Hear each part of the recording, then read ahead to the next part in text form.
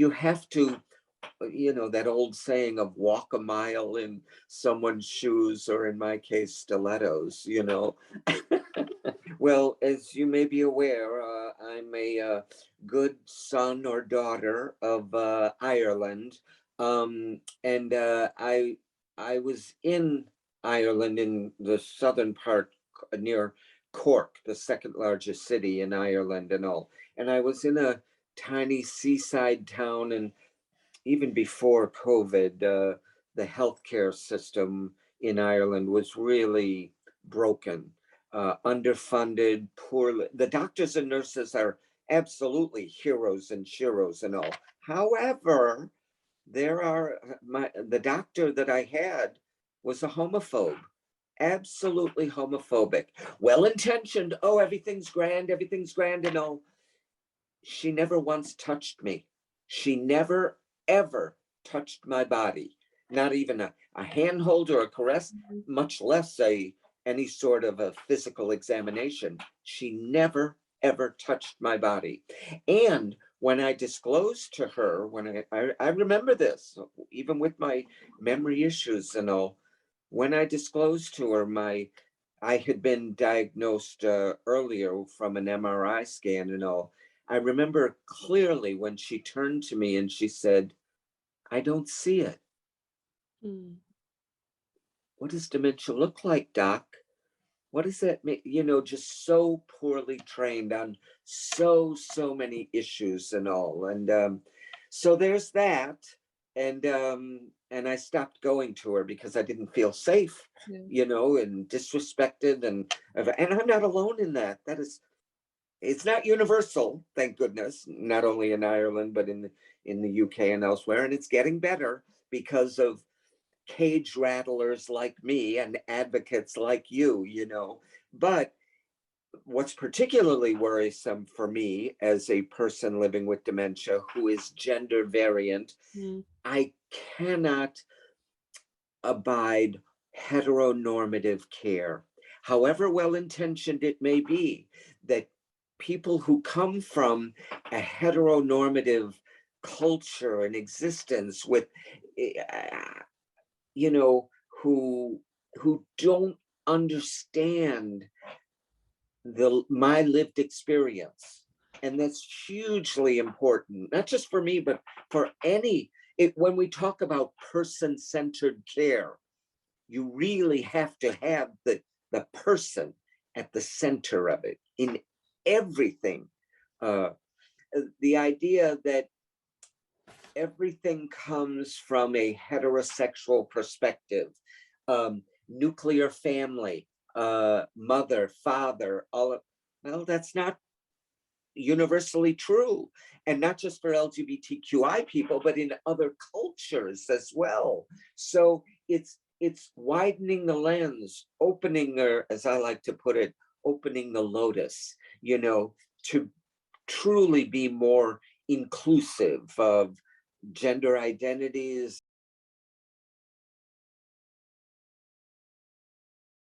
For me, among many other things, adjusting to a diagnosis of dementia, along with my other chronic disease diagnosis of living with cancer, prostate cancer at stage 2. So there's a lot going on in here.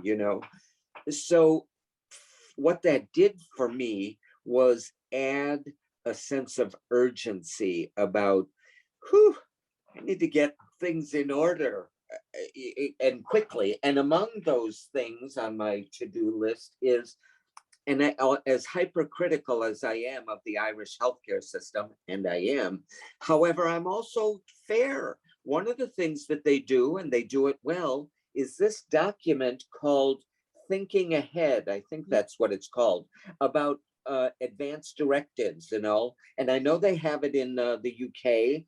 Um, Put it in writing, who you are, what you want, well, I have it here, and it's quite voluminous. This is my ongoing homework, and I'm filling it out in English, but because I'm in Belgium, in the Flemish part of Belgium, I'm going to have it translated into Dutch, because it's hugely important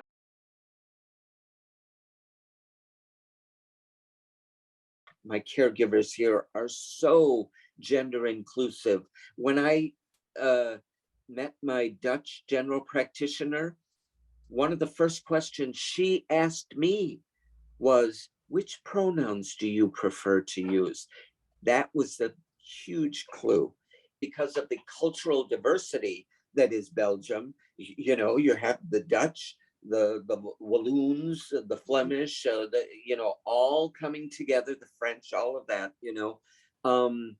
and historically, and there's just such good, welcoming people, and I'm so, so grateful for where I am. Although I'd like to be back in my, Ireland. I mean, that's in my DNA as well, but maybe I'll get there and maybe not in a body bag, but we'll see.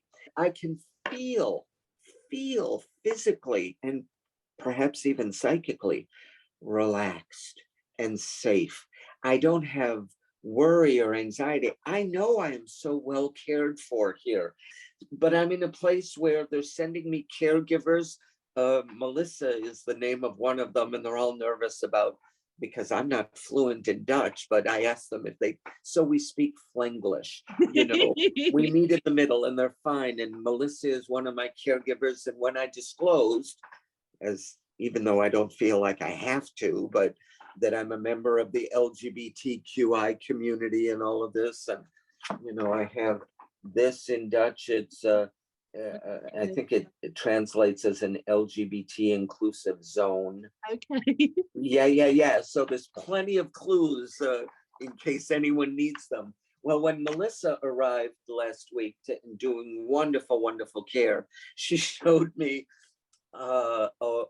she told me about a gay club in Ghent with, I guess it's like La Cage aux Folles for Flanders and all, just relaxed and comfortable. And I feel safe with her and with everyone. It's not a big deal.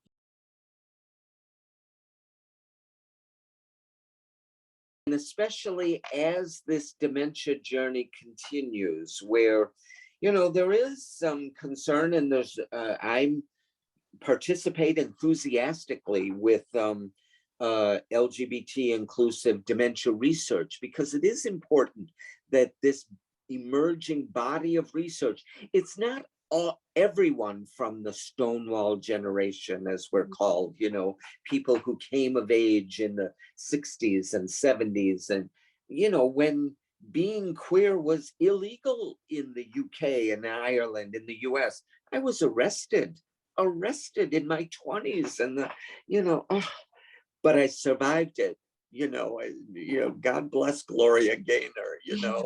Absolutely. I am a survivor, and I'm not the only one. There are others as well. And I'm determined. I've said this before. I'm queer from the grave, and I'm determined to be queer from the cradle, queer to the grave. Absolutely. I don't want my core identity erased by heteronormative care. And especially as we come to the issue of end of life. There's a lot of research, Elizabeth Kubler-Ross, and historically, a lot of good stuff there, But again, so much of it is heteronormative in context, all we're asking to do is widen the lens. I've heard stories, a professor in Northern Ireland with his partner who was in a hospice care setting, and they felt the need to draw the curtain around, physically draw the curtain around their bed in order to be physically intimate and kiss and embrace, which is such a very natural phenomenon, and it's whatever the otherness is, gender, race, intellectual ability, disability, physical ability, access. It's 2022. We shouldn't have to be, and some places are farther along, and I know we're not supposed to be political or anything, but it's also, if there's political will, as there is here in Belgium, in Germany, in France, who has LGBT inclusive. I've done my homework. I know which EU states have them and which don't, including Ireland. In Ireland, what I'm hearing, it just makes my head explode. Oh, let's have the rainbow, the rainbow, the rainbow. God damn it, I want more than a rainbow. I want a big bull dyke nurse at the waving a fleet enema bag. Come on in, you're welcome, you're welcome. That's it. I'm done with equivalency and tolerance and permission and, oh, please like me, please like me. I demand equality. I demand it. It brings so much, including lesbianic energy, because most of them are, there's a trans man in the group, and they welcome me, you know.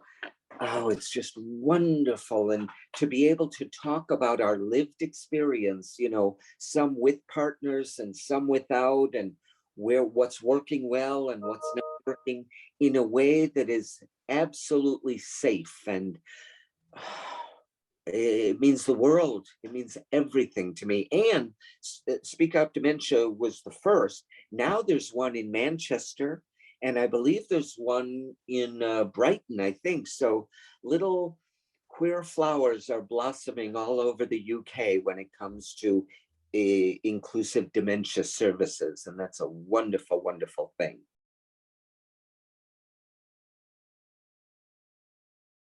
Well, you know, it is so powerful. And I've been in a room with other people living with dementia, you know, and just that is powerful enough.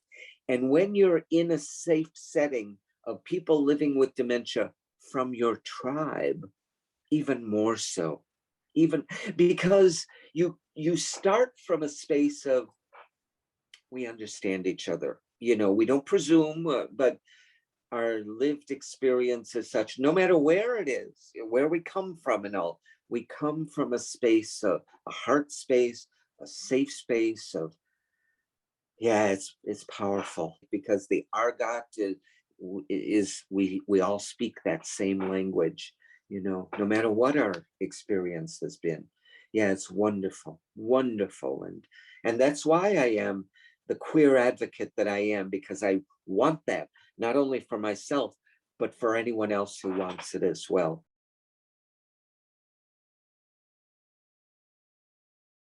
As a queer Irish person living with dementia, I do know, and I do remember how scary the initial diagnosis of dementia can be. It's like, and I've heard these horror stories of, you know, well-intentioned practitioners saying, well, it's dementia, get your affairs in order, and that's all we can do, you know.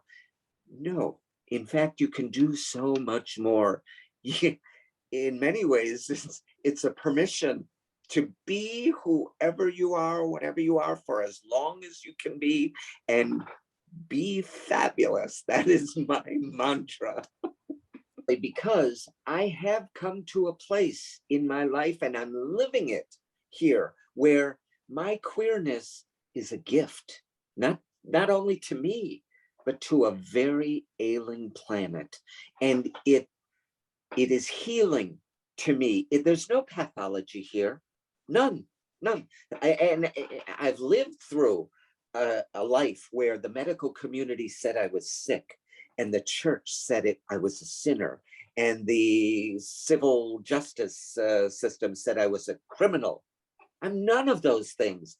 I am radiant energy, and all I have, and all we have to give and receive, is love.